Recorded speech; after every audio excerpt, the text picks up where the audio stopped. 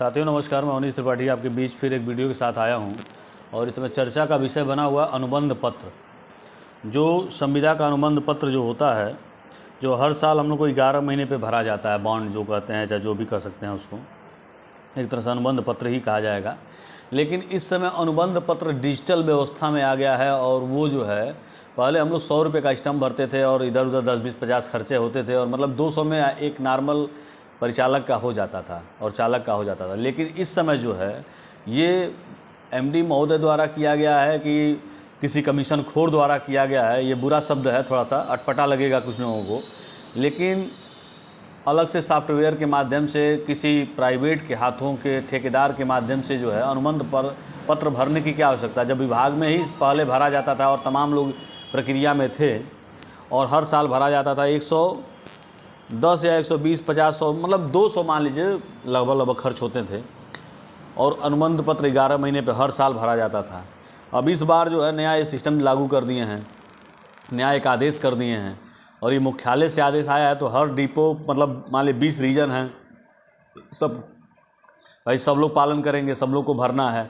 अब लगभग 40,000 कर्मचारी हैं संविदा के। अगर देखा जाए तो 300 रुपया अतिरिक्त खर्च पर व्यक्ति के ऊपर आ रहा है और ये अल्प वेतन भोगी कहाँ से 300 रुपये का भरेंगे। एक तो वेतन भी समय पे नहीं आ रहा, 2-2 महीने 3-3 महीने पे आउटसोर्सिंग वाले कर्मचारी जो हैं परेशान हैं, उनका वेतन नहीं आ रहा, वो भी ठेकेदार के माध्यम से हैं। अगर क्या ये जो ठेकेदार वाली व्यवस्था लागू हो जाएगी सॉफ्टवेयर के माध्यम से, अगर ये होगा तो क्या हम लोग भी ठेकेदार के माध्यम से काम करने लगेंगे। जो संविदा पे कर्मचारी हैं, तमाम लोगों के मन में दिमाग में इस तरह की भावनाएं आ रही हैं। लोग पूछ रहे हैं फ़ोन करके, भैया इस पर क्या होगा। मैं तो बार बार कह रहा हूँ, जैसे ईपीएफ का भी मामला मैंने पिछले वीडियो के माध्यम से उठाया था। ईपीएफ में जो ये हम लोग के साथ अन्याय हुआ है, जो 780, 680 चालक परिचालक का मूल वेतन पे कर रहे हैं। अगर मूल वेतन देखा जाए तो वो भी तो नहीं है, 11,000 कुछ रुपये हमारा अगर वेतन दे रहे हैं तो उसके आधार पे काटेंगे तब भी हमारा 1,000 रुपये के आसपास पड़ेगा, लेकिन वो भी ईपीएफ नहीं कटौती हो रही है।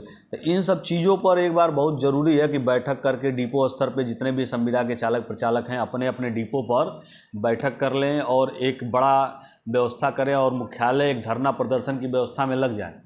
4 जून को ज्यों चुनाव की व्यवस्था खत्म हो रही है, आचार संहिता खत्म हो रहा है, मैं निवेदन करूंगा जितने भी संविदा के साथी हैं, जहां जहां भी लोग हैं, अगर आपकी इच्छा हो तो वीडियो के आखिरी में कमेंट बॉक्स में जाकर अपना मोबाइल नंबर दे दीजिए। मैं खुद जो है आपसे संपर्क करूंगा, कौन कौन किस किस डिपो में है और फिर हम लोग किस तरह रणनीति बनाया जाए। ऊपर लखनऊ में जो हमारे नेता लोग हैं या अन्य डिपो क्षेत्रों में तमाम नेता लोग हैं, उन से बात किया जाए। इस पर एक गंभीर मुद्दा बनाना पड़ेगा। इसको मतलब बहुत सोच समझ के, चाहे ईपीएफ का मामला हुआ, चाहे ये अनुबंध बांड भरने वाला जो मामला हो गया, ठीक है। दूसरी बात, क्योंकि देखिए परिवहन विभाग में घोटाले बहुत हुए हैं। अभी बीच में आपने देखा जब एटीएम से मशीन वाला सिस्टम नहीं चालू, गड़बड़ हो गया था, एटीएम काम नहीं कर रहा था, जो टिकट बनाने की व्यवस्था ऑनलाइन नहीं रह रहे थे, तमाम चीज़ें नहीं हो रही थी, तो 14-15 दिन में सारी व्यवस्थाएँ दुरुस्त हो गई हैं। और कहने की बात नहीं है, सब लोग जानते हैं कितना बड़ा घोटाला हुआ है। कई डिपो पर टिकट बैग गायब हो गया, टिकट गायब हो गया, तमाम चीज़ें हुई, सस्पेंड हो गए बहुत सारे लोग। हाँ, लेकिन संविदा का कोई पूछने वाला नहीं है। अभी संविदा की कोई बात आएगी तो तुरंत लागू हो जाता है। देने समय नानी याद आ जाती है, विभाग के अधिकारियों को तकलीफ़ होने लगता है, कोई चीज़ समय पर नहीं देंगे। अभी डीआर लेने जाइए ना, किस तरह आपको तकलीफ़ देते हैं।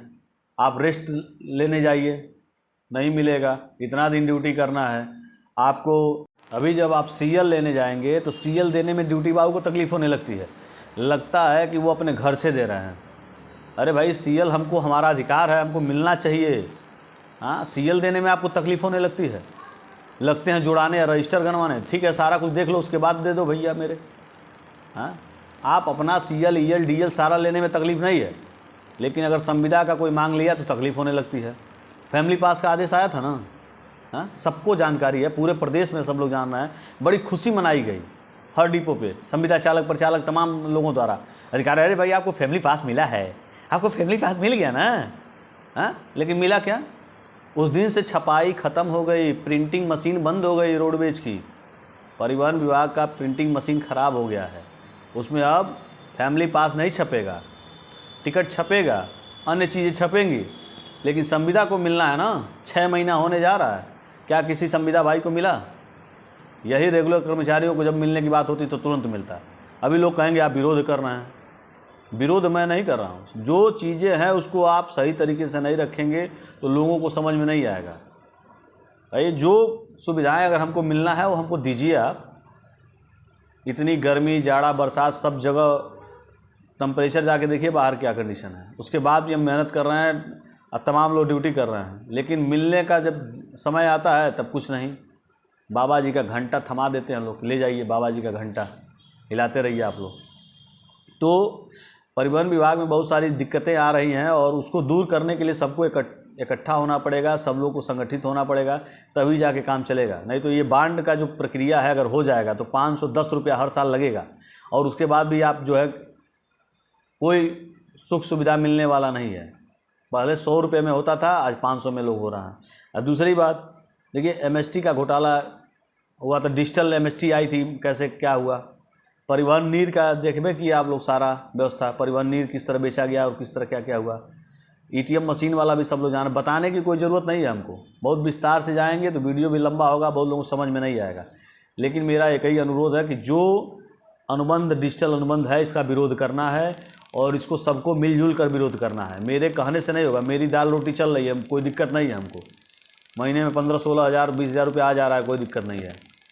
लेकिन तकलीफ़ सबको है, चाहे वो 5,000 पाने वाला हो, 10,000 पाने वाला हो या 17,000 18,000 पाने वाला हो, सबको दिक्कत है। क्योंकि ये जब समस्याएं बढ़ती जाएंगी, धीरे धीरे आपके ऊपर एक से एक नई व्यवस्थाएं थोपी जाएंगी और काम वही लिया जाएगा, वेतन कम दिया जाएगा। तो जो हमारे अल्प वेतन भोगी भाई हैं उनके लिए बहुत विशेष तौर पे है।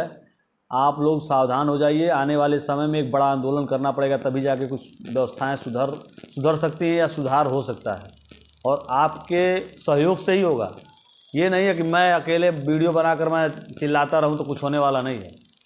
मेरे चिल्लाने से कुछ नहीं होगा, आप लोग के सहयोग से ही होगा। जब तक आप लोग संगठित नहीं होंगे, सहयोग नहीं करेंगे, तब तक कुछ होने वाला नहीं है। धन्यवाद।